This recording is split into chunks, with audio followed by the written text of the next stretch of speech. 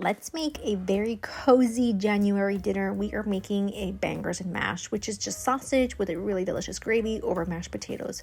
So delicious, such a family favorite. It's one of my sister's favorite winter classics that I make all the time, and it's something that I love to make because it's using things I probably already have on hand.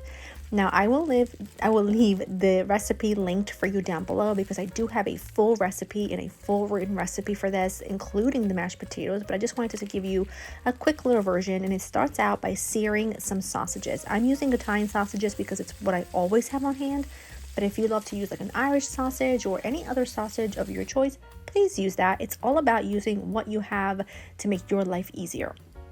Once the sausages have been nicely seared, take them out, and I like to discard any excess fat in my pan, and I add a little bit of butter, add the onions in, and let those cook until they cook down, they caramelize, they develop some color, and then once they're there, you're going to go ahead and add in some garlic. I forgot to dice or mince my garlic, so I just went ahead and grated it in, and it's perfect.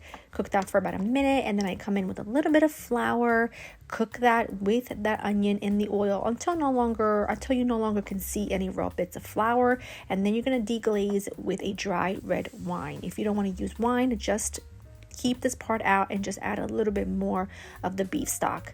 Get the wine in there and then reduce it for about a minute. It'll look really thick like that.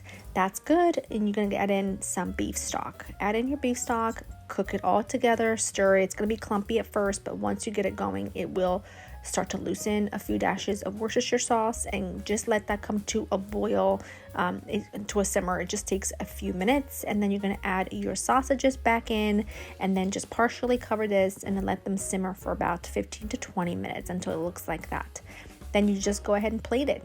Add your mash to the bottom of your dish. My sister loves a chunky mash, so that's what I did on this particular night, but if you want it really smooth, just make a really smooth mash, and then just top it with your sausages. Plenty of that gravy. Oh, it's so delicious. It's making my mouth water just looking at this. It's just savory, it's luscious, it's delicious, it's super comforting, and I just love it. It's just proper like home food, and especially in these really cold weeks that we've got, these really cold days, you're gonna want to have some warm comfort food at the end of a long day. A little parsley, and that is it. It is done. Recipe linked for you down below. Hope you love it, hope you make it, and I hope you enjoy. Bye-bye.